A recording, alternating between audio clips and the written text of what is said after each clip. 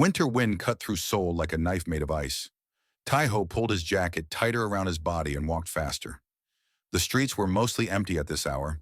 Most people were inside their warm homes, eating dinner with their families.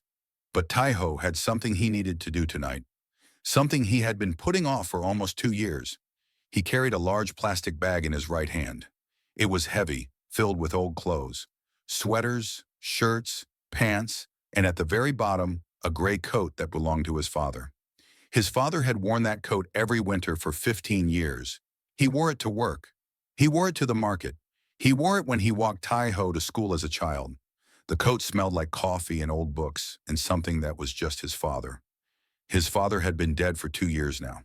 Cancer. It happened slowly, then all at once.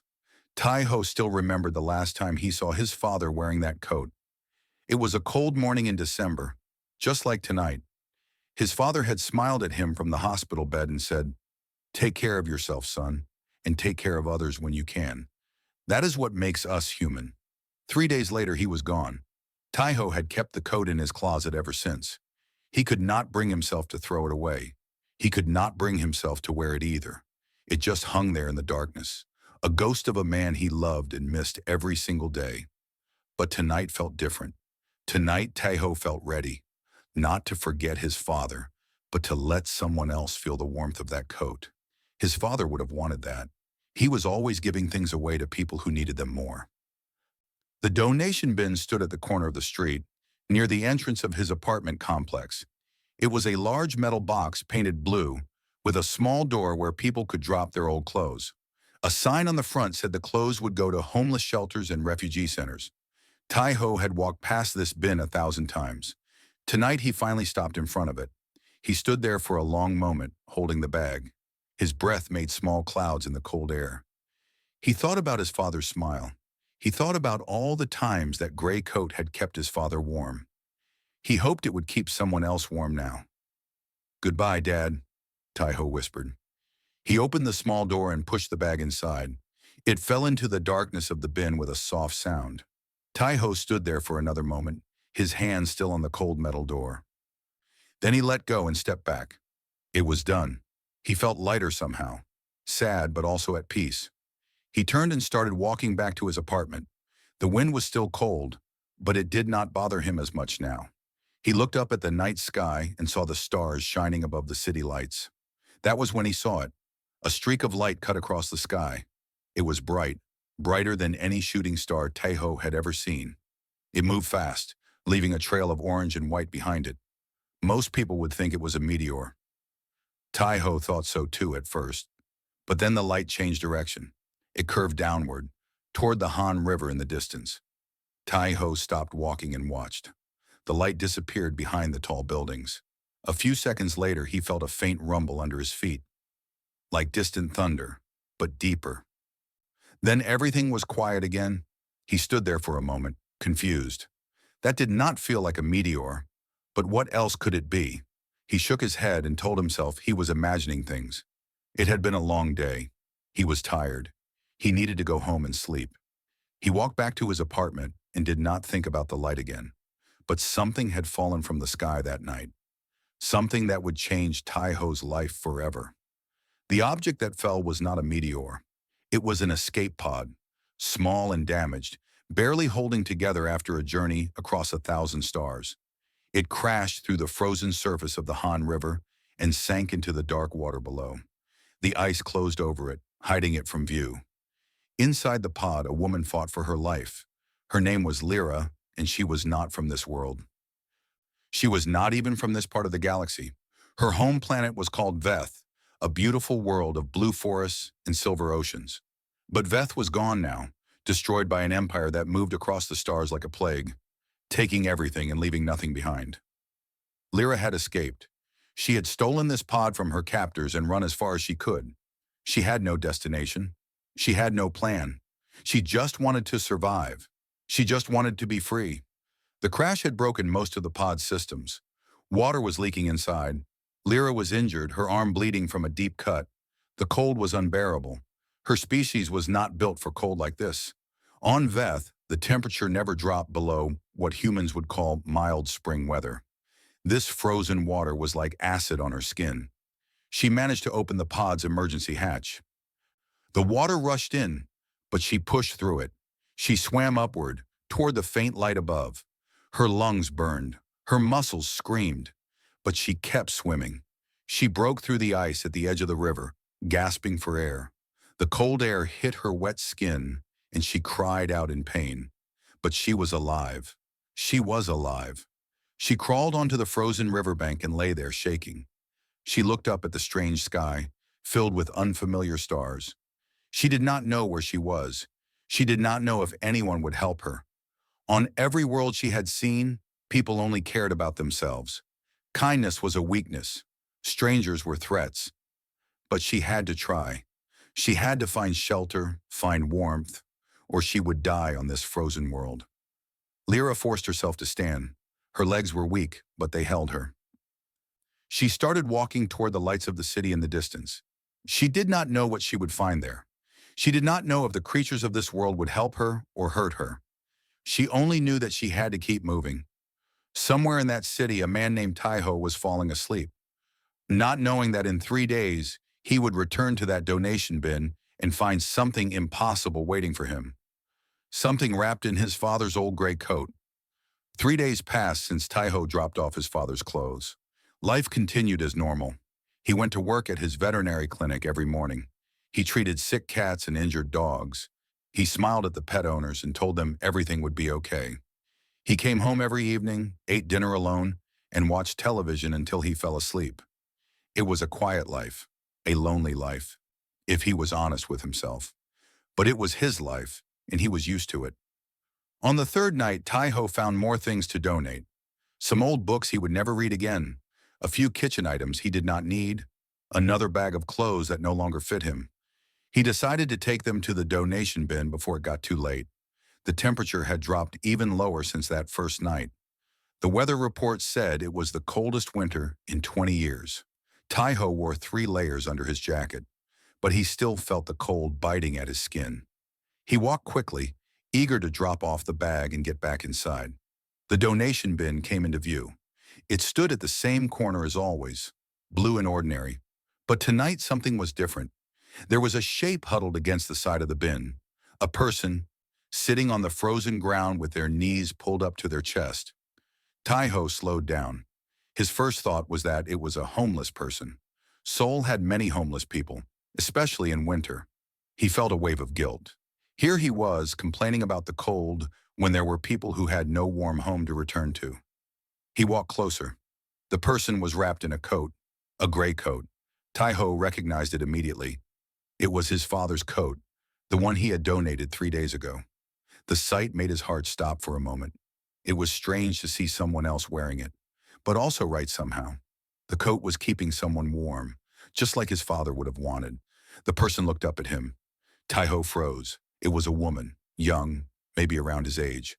But something about her was wrong. Not wrong in a bad way, but wrong in an impossible way. Her skin was too pale, almost white, with a faint blue color underneath. Her ears were slightly pointed at the tips, and her eyes were the strangest thing of all. They were silver like mirrors, and they seemed to glow faintly in the darkness. She was not human. Taiho's bag fell from his hand. He took a step back, his heart pounding. Every logical part of his brain was screaming at him to run. This was impossible. This was dangerous. This was something from a movie or a dream, not real life. But the woman did not attack him. She did not move at all. She just looked at him with those silver eyes, and Taiho saw something in them that made him stop. Fear, exhaustion, pain. She was shaking badly, her whole body trembling from the cold. Her lips were cracked and dry. There was dried blood on her forehead. She was dying. The woman opened her mouth and tried to speak. The sounds that came out were not Korean. They were not any language Taiho had ever heard. They were soft and flowing, like water over stones. But he could not understand a single word. She seemed to realize this. Her silver eyes filled with frustration and despair. She tried again, forcing the sounds through her frozen lips. More strange words, more meaningless sounds. Then one word came out that Taiho understood. Help! It was rough and broken, like she had learned it from somewhere and was using it for the first time, but it was clear enough. Help. She was asking for help. Taiho stood there in the freezing wind, looking at this impossible woman. His brain told him to walk away. Call the police. Call someone. This was not his problem. He did not know what she was or where she came from.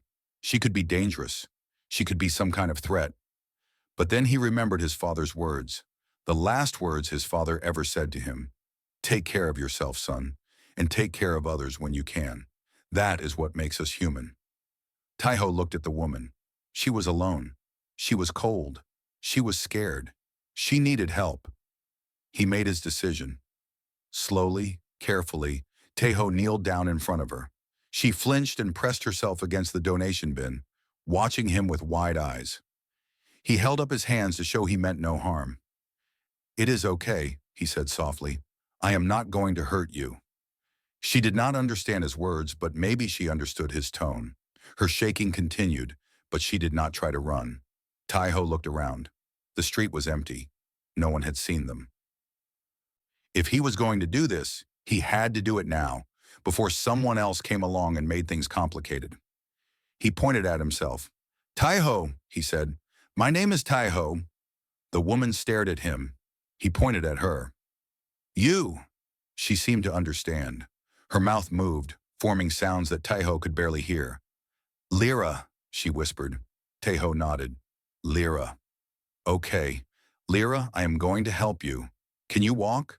He stood up and offered his hand. Lyra looked at it like it was the strangest thing she had ever seen. On her world, no one offered help to strangers. Help always came with a price. Kindness was a trap, but she had no other choice. She was too cold, too weak to survive another night outside. If this human wanted to hurt her, at least she would die warm. She took his hand. Her skin was ice cold. Taiho could feel how thin she was through the coat. She was starving. How long had she been out here? How long had she been wearing his father's coat and waiting for someone to find her? He helped her stand. Her legs were shaky, and she leaned against him heavily. He put his arm around her shoulders to support her. My apartment is close, he said. Just a few minutes. Can you make it? She did not understand the words, but she understood what he was doing. He was taking her somewhere warm, somewhere safe. She nodded weakly and let him guide her. They walked slowly through the empty streets. Taiho kept looking around, nervous that someone would see them. How would he explain this? A strange woman with silver eyes and blue skin. They would think he was crazy, or worse, they would take her away. But no one appeared. The cold had driven everyone inside. They reached his apartment building without being seen. Taiho helped Lyra into the elevator. She stared at the buttons and the moving walls with confusion, but she did not panic. She was too tired to panic. They reached his floor. Taiho unlocked his door and helped her inside. The warm air of his apartment hit them like a wave. Lyra gasped and almost fell. Taiho caught her and helped her to the couch. She sat there, still wrapped in his father's coat, still shaking. But the shaking was slowly getting better. The warmth was helping. Taiho stood back and looked at her. He still could not believe what was happening. An alien, an actual alien, was sitting on his couch, wearing his dead father's coat. What have I gotten myself into? He whispered to himself. Lyra looked up at him. Her silver eyes met his. Thank you, she said in that broken, rough voice. Taiho shook his head and smiled. Do not thank me yet. We have a lot to figure out. He went to the kitchen to make some hot soup. Behind him, Lyra watched the strange human move around his strange home. She did not understand him. She did not understand why he had helped her. But for the first time in a very long time, she felt something she thought she had lost forever. Hope. Taiho made a simple soup with rice and vegetables. It was nothing special, just something warm and easy to eat. He poured it into a bowl and brought it to Lyra with a spoon. She looked at the bowl with confusion. She had never seen food like this before. On her world, food came in small cubes that contained all the nutrients a body needed. They had no taste and no warmth. This soup was completely different. Steam rose from it, carrying a smell that made her stomach ache with hunger. Taiho showed her how to use the spoon. She copied his movements clumsily, spilling a little. The first taste made her freeze. Her silver eyes went wide. The soup was warm and soft and actually had flavor. It was the most delicious thing she had ever tasted in her life. She ate the entire bowl in less than a minute. Taiho smiled and brought her another bowl. She ate that one too. Then a third. Finally, she leaned back against the couch and let out a long breath. Her shaking had stopped. The blue color in her skin was fading, replaced by something closer to pale pink. The warmth was healing her. Taiho sat in a chair across from her. He had so many questions, but he did not know how to ask them. The language barrier was a huge problem. She clearly did not speak Korean or English or any Earth language. How were they supposed to communicate? Lyra seemed to understand his frustration. She reached into a pocket of the gray coat and pulled out a small device.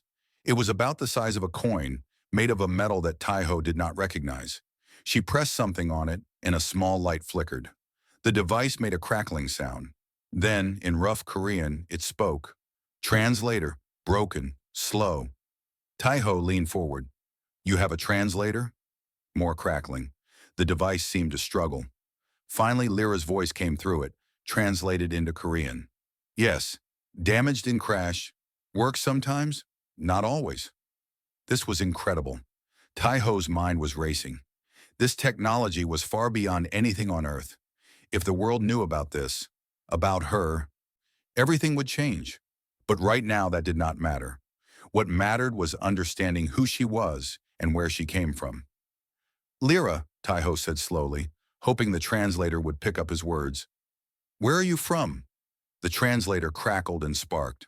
Lyra winced and adjusted something on the device. After a long moment, she spoke.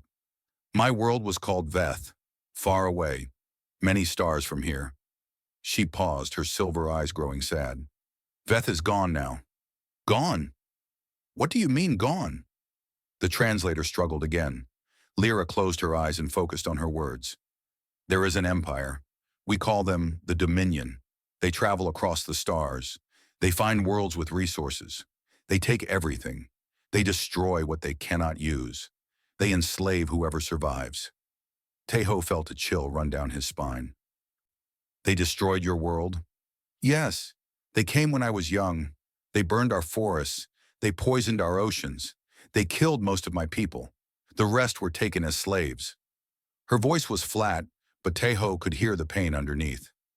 I was taken too. I worked in their ships for many years. I cleaned. I carried. I did whatever they told me to do. How did you escape? Lyra's lips curved into a small, bitter smile. I waited. I watched. I learned. When the right moment came, I stole an escape pod and ran. I did not have a destination. I just ran as far as I could. Your world was an accident. I did not mean to come here. My pod was damaged and I lost control. I crashed into the frozen water. Taiho nodded slowly. The streak of light he saw 3 nights ago. The rumble he felt. That was her crashing into the Han River. And the donation bin? He asked. How did you end up there? I crawled out of the water. I was freezing. I walked toward the lights. I found the metal box with clothes inside. I took some to cover myself. She touched the gray coat gently. This one was warmest. It saved my life. Taiho looked at his father's coat. His father had always said that coat was lucky. Maybe he was right. The Dominion? Taiho said carefully. Will they come looking for you? Lyra's expression darkened. Yes. They always hunt escaped slaves. It is not about the slave itself. It is about sending a message. No one escapes. No one runs. If they find me, they will kill me.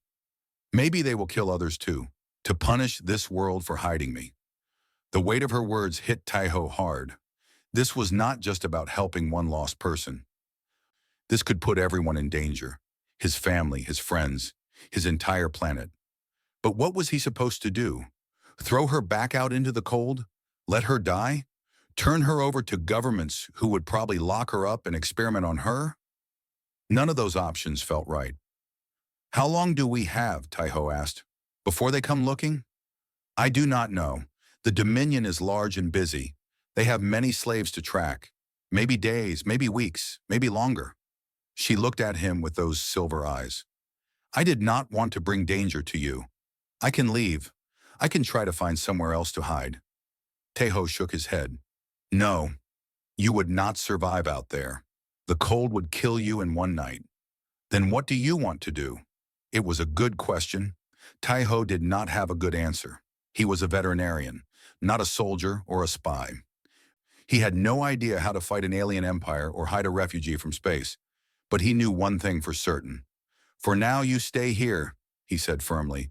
You rest, you eat, you get your strength back. We will figure out the rest together. Lyra stared at him for a long moment. The translator crackled softly between them. Why are you helping me? She asked finally. You do not know me. I am not even from your world. Why would you risk yourself for a stranger? Taeho thought about the question. He thought about his father in that gray coat. He thought about all the times he had felt alone and wished someone would help him. Because you needed help, he said simply. That is reason enough. Lyra did not respond. She just looked at him with an expression he could not read. On her world, no one helped strangers. Help was a transaction. You gave something to get something. Free kindness did not exist. But this human expected nothing in return. He simply helped because she needed it. She did not understand, but she was grateful. Taeho stood up and walked to a closet. He pulled out some blankets and a pillow. You can sleep on the couch tonight. It is not much, but it is warm. Tomorrow we can figure out something better. He set up the makeshift bed and stepped back. Lyra looked at the soft blankets and the fluffy pillow. She had slept on hard metal floors for years. This was luxury beyond anything she had known. Thank you, Taeho, she said softly. He smiled at her. Get some sleep, Lyra. You are safe here. She lay down on the couch and pulled the blankets over herself. The gray coat stayed wrapped around her shoulders. She was not ready to take it off yet. It was the first thing that had kept her warm on this cold world. The first thing that had given her hope. Taeho turned off the lights and went to his own room. He lay in his bed and stared at the ceiling, his mind full of questions and worries. There was an alien sleeping on his couch. An empire of monsters might come to his planet looking for her. His life had changed completely in one night, but somehow, despite everything, he felt at peace. He had done the right thing. His father would have been proud. In the living room, Lyra watched the darkness and listened to the quiet sounds of the strange apartment. For the first time in many years, she did not feel afraid. She closed her eyes and slept. Days passed, and life in the small apartment found a rhythm. Taeho went to work every morning and came home every evening. Lyra stayed inside, hidden from the world, slowly recovering her strength. The translator improved as Lyra repaired it with small tools from her damaged pod. Soon they could have real conversations. Taeho found himself looking forward to coming home, eager to talk to her, to learn more about her world and her life. He started teaching her Korean. She learned fast, faster than any human could. She explained that her species had something called adaptive neural pathways. Their brains could form new connections quickly, especially for language. Within a week, she could speak simple Korean sentences without the translator. Good morning, Taeho, she said one day when he woke up. The words were a little stiff but clear. He laughed. Good morning, Lyra. Your Korean is getting better. She smiled. It was the first time he had seen her really smile. It changed her whole face, made her look younger and lighter. I have a good teacher. Taeho made breakfast for both of them. Eggs and rice and some vegetables. Lyra ate everything on her plate, like she always did. She had told him that food on Veth was just fuel, cubes of nutrients with no taste. Earth food amazed her every single time. This is wonderful, she said, closing her eyes as she tasted the eggs. On Veth, we never ate anything like this. Food was not for enjoying. It was only for surviving. Well, on Earth, food is one of the best things about life, Taeho said with a grin. Wait until you try fried chicken, or pizza, or chocolate. Lyra looked at him curiously. What is chocolate? Oh, you will find out. Trust me. After breakfast, Taeho showed her more of his apartment. She was fascinated by everything. The refrigerator that kept food cold, the television that showed moving pictures, the heated floors that made the whole apartment warm. Your floors make heat? She asked, kneeling down to touch the warm surface. How? There are pipes under the floor with hot water running through them, Taeho explained. It is called ondol. Koreans have used it for hundreds of years. Lyra shook her head in wonder. On Veth, only the rich had warmth like this. Normal people froze in winter. She paused. Although Veth winters were not as cold as this world, this cold would have killed most of my people. Taiho watched her explore his home like a child discovering a new world, which in a way she was. Everything was new to her. Everything was strange and different. But what amazed her most was not the technology. It was him. One evening, Taiho came home with a bag of groceries. As he put things away, Lyra watched him from the couch. Taiho, she said suddenly, can I ask you something? Of course. Why do you continue to help me? He paused and looked at her. I told you before, because you needed help. Yes, but you have already helped me. You saved my life. You gave me food and shelter. You taught me your language. She shook her head slowly. On Veth, when someone helped you, they expected payment. If you could not pay, they stopped helping. But you keep helping, every day, and you ask for nothing. Taiho thought about how to answer. He sat down in the chair across from her. I guess that is just how things work here, he said, or at least how things should work. When someone is in trouble, you help them, not because you will get something back, but because it is the right thing to do. Lyra stared at him with her silver eyes. This is normal for humans? All humans are like this. Not all humans, Taiho admitted. Some people are selfish. Some people only care about themselves. But many people try to be kind. We help strangers when we can. We give to charity. We donate blood. We build shelters for homeless people. He smiled sadly. We are not perfect. Humans do terrible things too sometimes. But I think, deep down, most of us want to be good. Lyra was quiet for a long moment. When she spoke again, her voice was soft. The Dominion has conquered hundreds of worlds. They have studied thousands of species. In all their records, I never read about a species like yours. She touched the gray coat she still wore every day. A species that helps strangers for no reason. A species where kindness is considered normal. Is that so strange? You have no idea how strange it is. She looked at the window, at the city lights glowing in the darkness. In most of the galaxy, kindness is weakness. If you help someone, they will use you. If you trust someone, they will betray you. The only way to survive is to be stronger and crueler than everyone else. That sounds lonely, Taiho said quietly. It is.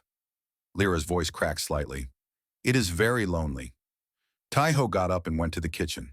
He came back with 2 cups of hot tea and handed one to her. She took it carefully, wrapping her hands around the warm cup. Well, you are not alone anymore, Taiho said. As long as you are here, you have a friend. Lyra looked at the tea in her hands. Steam rose from the cup, warming her face. She thought about all the years she had spent as a slave, surrounded by cruelty and fear. She thought about how she had forgotten what kindness felt like, and now here was this strange human offering her tea and friendship like it was the most natural thing in the world. Friend, she repeated softly, tasting the word. I have not had a friend in a very long time. Well, now you have one. Taiho raised his cup. To new friends? Lyra raised her cup as well. To new friends. They drank their tea together in comfortable silence. Later that night, Lyra sat by the window and looked at the stars. From this world, the stars looked different. She could not find Veth in the sky. Even if she could, there was nothing left of it to see. But for the first time since losing her home, she did not feel completely lost. She had a shelter. She had food. She had warmth. And she had a friend. She did not know how long this would last. She did not know when the Dominion would come for her. But for now, in this moment, she was safe. Taiho appeared beside her. What are you looking at? The stars, she said. They are beautiful from here. Do you miss your home? Lyra thought about the question. I miss what it was, before the Dominion came, before everything was destroyed. She looked at him. But that home is gone forever. I cannot get it back. I am sorry, Taiho said. Do not be sorry. You did not destroy it. She smiled softly. You helped me. That means more than you know. Taiho sat down next to her. They looked at the stars together, Two beings from different worlds brought together by a gray coat and a cold winter night. Tai-ho, Lyra said after a while. Yes? If the Dominion comes, I want you to run. Do not try to fight them. Do not try to save me. Just run. Tai-ho shook his head. I cannot promise that. Why not? He thought about his father, about the coat, about what it meant to be human. Because that is not what friends do. Lyra looked at him. Her silver eyes shimmered in the starlight. Humans are very strange, she said. Tai-ho laughed. Yes, yes, we are. They sat together by the window until late into the night, watching the stars and talking about their worlds. Outside, the cold wind howled through the streets, but inside everything was warm. 2 weeks passed since Lyra arrived. 2 weeks of peace and safety. But Lyra knew it could not last. The Dominion never stopped hunting. The Dominion never forgot. The first sign came on a Tuesday morning. Tai-ho was at work when the power went out. The whole building went dark for about 10 seconds. When the lights came back on, all the computers had reset. Everyone thought it was just a power surge. These things happen sometimes. Nobody worried about it. But Tai-ho felt uneasy. When he got home that evening, he told Lyra about it. Her face went pale. That was no accident, she said quietly. That was a scan. The Dominion uses energy pulses to search for escaped slaves. We all have a tracking marker implanted in our bodies. The pulse activates it and shows our location. Tai-ho felt his stomach drop. Can they find you? From that one pulse? Maybe, maybe not. It depends on how damaged my marker is. The crash might have broken it. She touched her arm, where a small scar was barely visible. But if they scan the city, they are close. They are looking. The second sign came 3 days later. Tai-ho's veterinary clinic was broken into during the night. Nothing was stolen. The cash register was untouched. The medicine cabinet was still locked, but the security cameras showed two figures walking through the building, opening drawers and looking through files. Their faces were hidden, but their movements were strange. Too smooth, too precise, not quite human. The police came and made a report. They said it was probably just teenagers looking for something to steal, but Tai-ho knew better. He showed the security footage to Lyra. She watched it 3 times without speaking. Then she turned off the screen and sat in silence. It is them, she finally said. Dominion enforcers. They are hunting me. But how did they know about my clinic? How did they connect it to you? Lyra thought for a moment. The donation bin. I was there for 3 days before you found me. Someone might have seen me. Security cameras might have recorded me. They are tracing my movements, trying to find who helped me. The fear in Tai-ho's chest grew stronger. This was really happening. An alien empire was hunting someone in his apartment, and they were getting closer every day. What do we do? He asked. Lyra stood up and walked to the window. She stared at the city outside. Her hands were shaking slightly. You should let me go, she said. I will find somewhere else to hide. Lead them away from you. No. Tai-ho, listen to me. They will not stop. They will find me eventually. And when they do, they will kill everyone who helped me. You, your family, your friends. Everyone. She turned to face him. You have been kind to me, more kind than anyone in my life. I cannot let you die because of me. Tai-ho walked over to her. He put his hands on her shoulders and looked into her silver eyes. Lyra, I already told you. I am not going to abandon you. We are going to figure this out together. But how? You cannot fight the Dominion. They have weapons and technology beyond anything on this world. They have destroyed entire planets. Tai-ho was quiet for a moment. Then he smiled. You are right. I cannot fight them alone. But I know someone who might be able to help. He pulled out his phone and made a call. It rang 3 times before someone answered. Hello? Yuna, it is Tai-ho. I need your help. There was a pause on the other end. Tai-ho, it is 10 o'clock at night. What is wrong? I cannot explain over the phone. Can you come to my apartment tomorrow morning? Is this about a girl? Did you finally get a girlfriend? Tai-ho laughed despite everything. Something like that. But it is complicated. Very complicated. Yuna sighed. Fine. I will be there at 9. But you owe me coffee. Yuna was Tai-ho's younger sister. She was 28 years old and brilliant. She worked as an engineer at a company that built satellites and spacecraft components. She was the smartest person Tai-Ho knew, and also the most curious. If anyone could understand alien technology, it was her. The next morning, Yuna arrived at exactly 9 o'clock. She was a small woman with short hair and glasses that made her look like a professor. She carried a large cup of coffee and a bag of pastries. "Okay, big brother," she said as she walked through the door. "What is so important that I had to wake up early on my day off?" Then she saw Lyra sitting on the couch. Yuna froze. Her coffee cup stopped halfway to her mouth. She stared at Lyra's pale skin, her pointed ears, her silver eyes. "What?" Yuna said slowly. "Is that?" "Yuna, this is Lyra," Tai-Ho said calmly. "She is from another planet." Yuna blinked. She looked at Tai-Ho. She looked at Lyra. She looked back at Tai-Ho. "I am sorry, what?" "She is an alien. She crashed here 2 weeks ago. I have been hiding her in my apartment." Yuna put down her coffee. She sat down in a chair. She took off her glasses and rubbed her eyes. "Okay," she said. Okay. Aliens are real. Cool. Cool.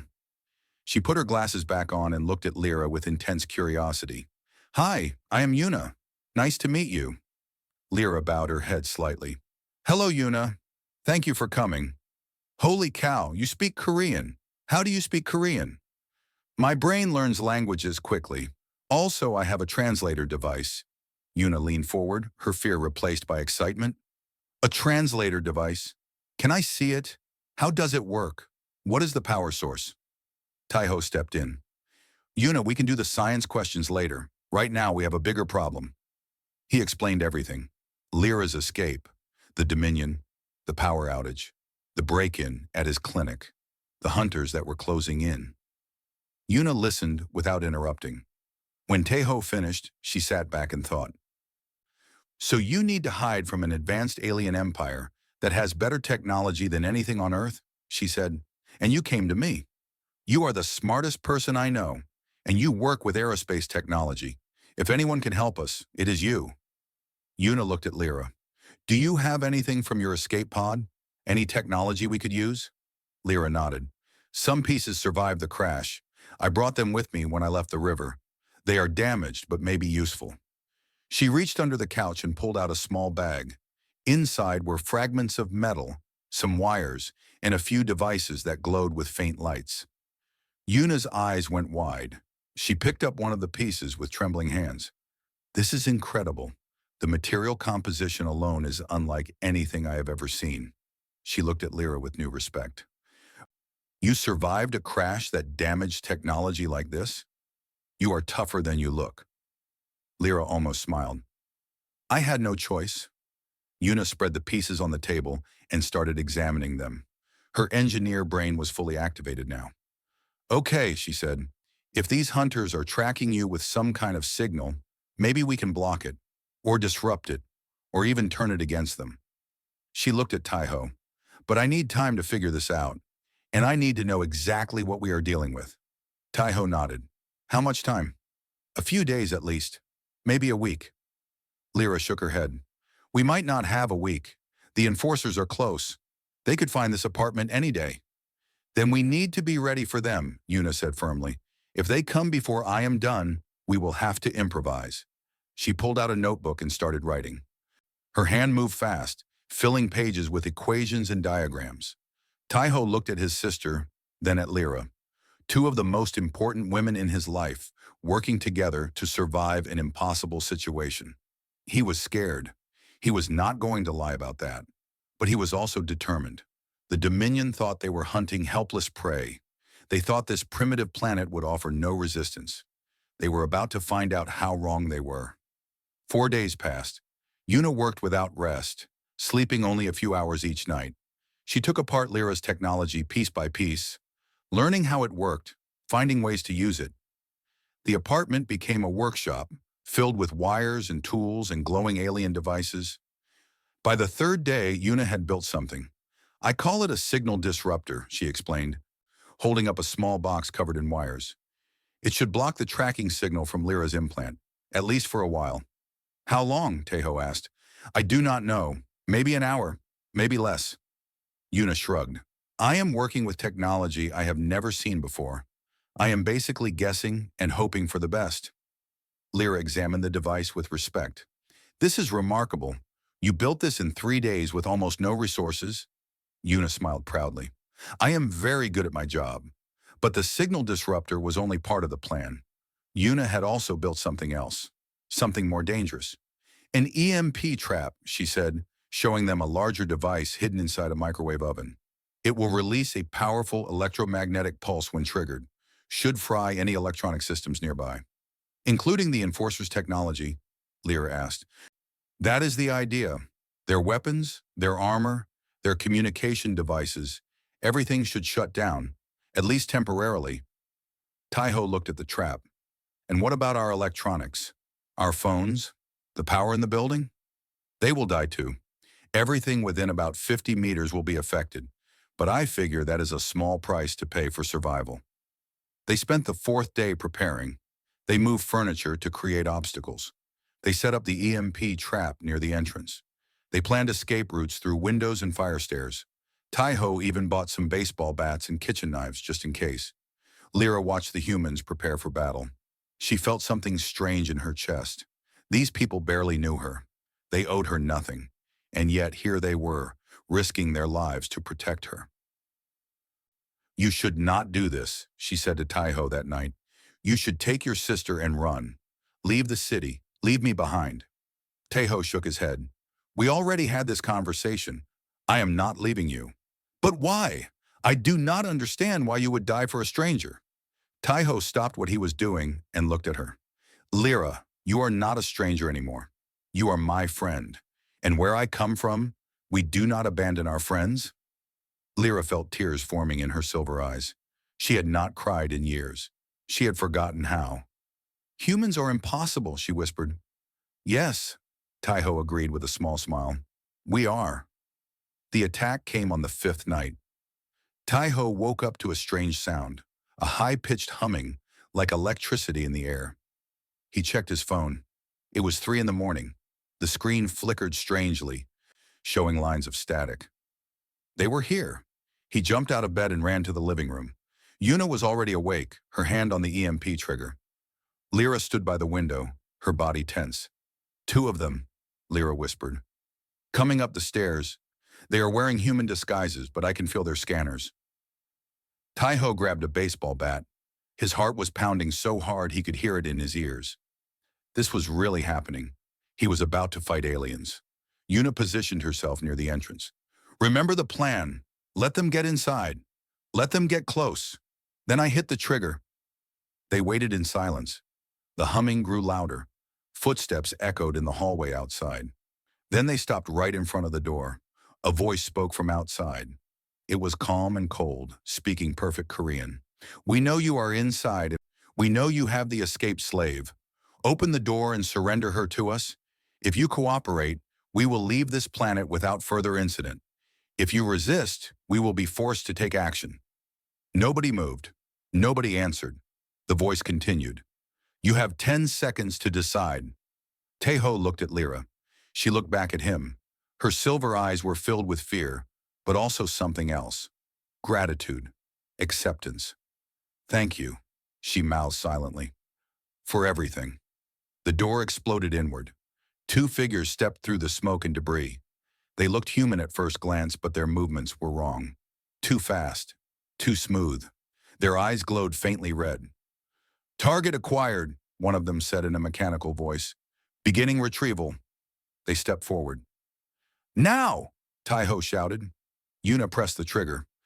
The EMP exploded with a brilliant flash of blue light. The entire apartment went dark. Every electronic device died instantly. The enforcers stumbled, their glowing eyes flickering and going out. Their weapons sparked and fell silent. Their mechanical movements became jerky and uncoordinated. Taiho did not hesitate. He swung the baseball bat with all his strength, hitting the first enforcer in the head. The creature stumbled but did not fall. Its disguise flickered, revealing gray metallic skin underneath. The enforcer turned toward Taiho with a growl. Even without its technology, it was still stronger than any human. It grabbed Taiho by the throat and lifted him off the ground. Taiho could not breathe. Dark spots appeared in his vision. Then Yuna was there, stabbing the enforcer with a kitchen knife. The blade went deep into its side. The creature howled and dropped Taiho. Lyra attacked the second enforcer. She was smaller and weaker, but she was fast. She dodged its clumsy swings and struck at its joints, its weak points. She had watched these creatures for years. She knew where they were vulnerable.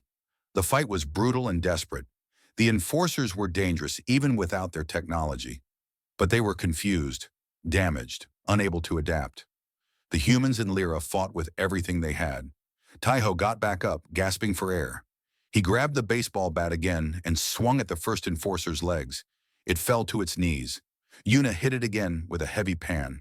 Then again, and again. Finally, the enforcer stopped moving. The second enforcer saw its partner fall. Something changed in its expression. Fear. These primitive creatures were actually winning. It tried to run. Lyra caught it.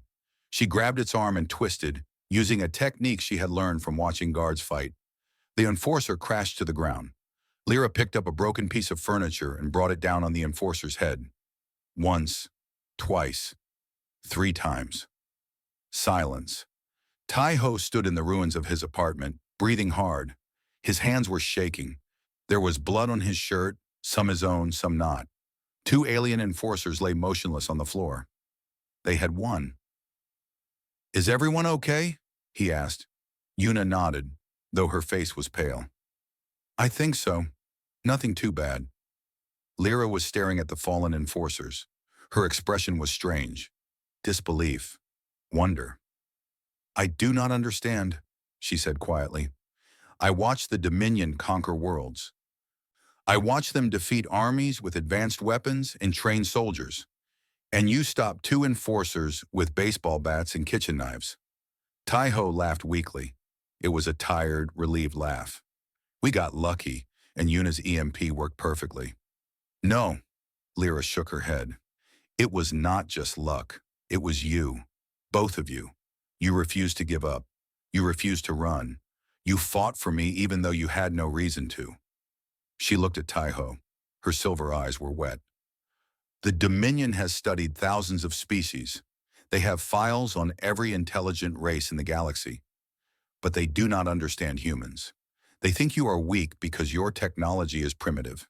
They think you are harmless because your planet is small." She stepped over the fallen enforcers and stood in front of Taiho. "They are wrong. Humans are not weak. You are the most terrifying species I have ever encountered because you fight for strangers. You risk everything for people you barely know. You refuse to accept defeat even when you should." Taiho did not know what to say, so he just smiled and put a hand on her shoulder. "We should probably clean this up," he said, "before the neighbors call the police." Yuna groaned. "How are we going to explain 2 dead aliens in your living room?" They looked at each other. Then, despite everything, they started to laugh. It was the laugh of survivors, the laugh of people who had faced death and somehow come out the other side. The battle was over, but the war was just beginning. The days after the fight were busy. They had to dispose of the enforcer bodies. They had to repair the damaged apartment. They had to create explanations for the neighbors who heard strange noises that night. But most importantly, they had to deal with the enforcer's ship. Lyra told them that the enforcers always traveled in a small scout ship. It would be hidden somewhere outside the city, waiting for their return. If the ship did not receive a signal from its crew within a certain time, it would alert the Dominion and call for backup. They had to find it before that happened. Yuna used the tracking technology from the fallen enforcers to locate the ship. It was hidden in a forest about 30 kilometers from Seoul, covered by a camouflage field that made it invisible to human eyes. They drove there at night. Taiho, Yuna, and Lyra in Taiho's old car, following signals on a device Yuna had built from alien parts. The ship was smaller than Taiho expected. It looked like a black triangle, about the size of a bus, resting silently between the trees. The camouflage field flickered and died as they approached, revealing its smooth metallic surface. "Can you fly it?" Taiho asked Lyra. She nodded slowly. "I watched the Dominion pilots for years. I know the basics, but I am not sure where I would go." "You could run again," Yuna said. "Find somewhere far away where the Dominion cannot find you." Lyra looked at the ship. Then she looked at the sky, filled with stars. Then she looked at Taiho. I have been running my whole life, she said quietly. I am tired of running. Taiho understood. He stepped closer to her. Then do not run. Stay here. Stay with us. But the Dominion will send more enforcers. They will keep hunting. Let them come. Taiho's voice was firm. We stopped 2 of them. We can stop more. And next time, we will be ready. Yuna grinned. Besides, I have a lot more ideas. Give me a month with the ship's technology, and I can build defenses they have never seen before. Lyra felt tears forming again. She seemed to cry a lot around these humans. Why? She asked. Why would you keep fighting for me? Taiho thought about the question. He thought about his father, about the gray coat, about all the small acts of kindness that made up a life. Because that is what humans do, he said simply. We take care of each other, even when it is hard, even when it does not make sense. Lyra closed her eyes. For so long she had believed the galaxy was a cold and cruel place. Every world she saw had confirmed this belief. Survival meant being selfish. Kindness meant weakness. But humans were different. They broke every rule she knew. They helped strangers. They fought for people they had just met. They opened their homes and their hearts to someone from another world. Maybe the galaxy was not as hopeless as she thought. Maybe there was another way to live.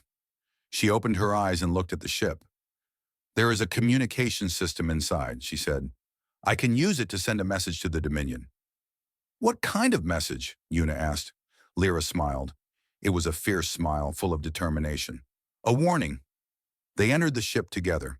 The interior was dark and cold, filled with strange controls and glowing screens. Lyra found the communication panel and activated it. A recording device lit up. She took a deep breath and began to speak. This message is for the Dominion Council. My name is Lyra of Veth.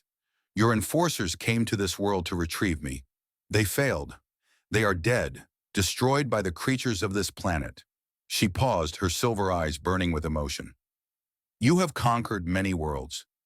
You believe you are unstoppable, but you have never encountered species like the humans. They are not advanced.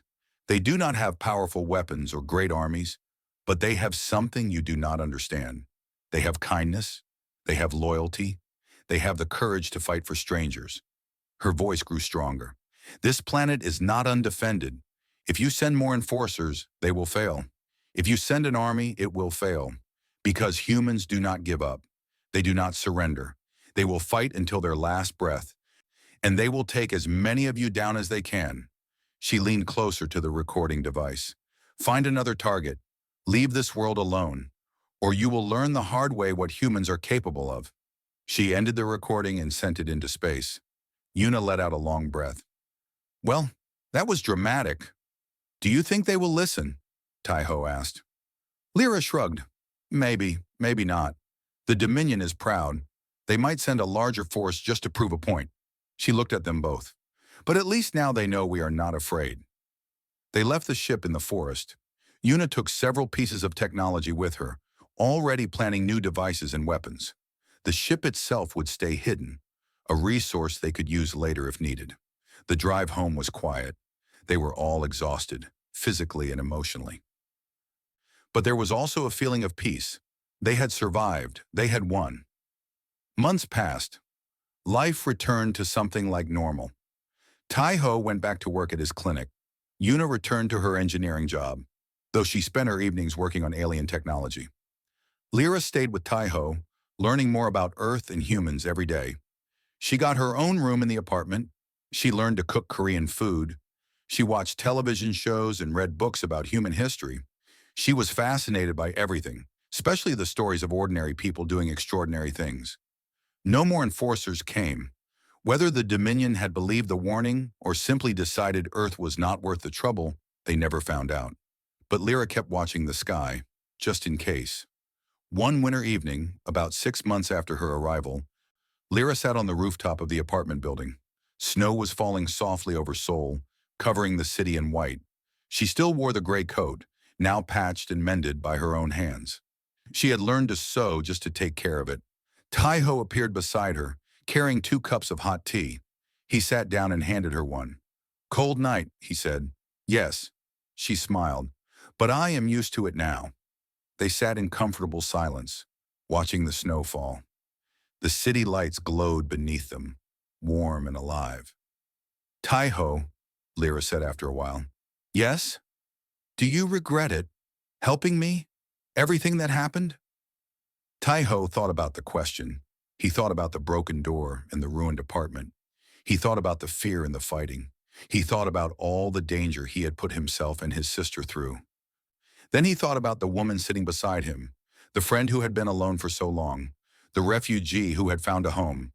No, he said, I do not regret anything. Lyra looked at him. Her silver eyes reflected the falling snow. Why not? Tai-ho took a sip of his tea. He remembered his father's words, spoken so long ago in that hospital room. My father gave me that coat, he said. He wore it every day. He loved it. And when he died, I kept it because I could not let it go. He looked at the gray coat wrapped around Lyra's shoulders. But a coat is meant to keep someone warm. It is meant to help people.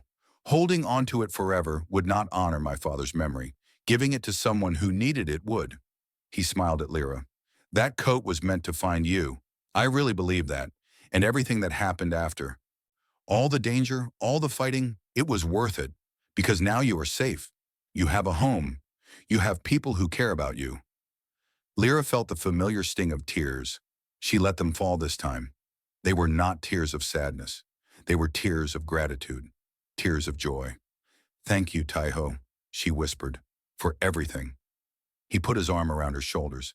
She leaned against him, feeling the warmth of his body through the cold winter air. You are welcome, he said. Welcome to Earth. They sat together on the rooftop, watching the snow fall over Seoul. Behind them, the stars sparkled in the dark sky. Countless worlds and countless species scattered across the galaxy. Somewhere out there, the Dominion still conquered and destroyed. Somewhere out there, others like Lyra were still running, still afraid, still alone. But here, on this small blue planet, one refugee had found something rare, something precious. She had found kindness. She had found friendship. She had found a family. She had found home. And she was never going to let it go.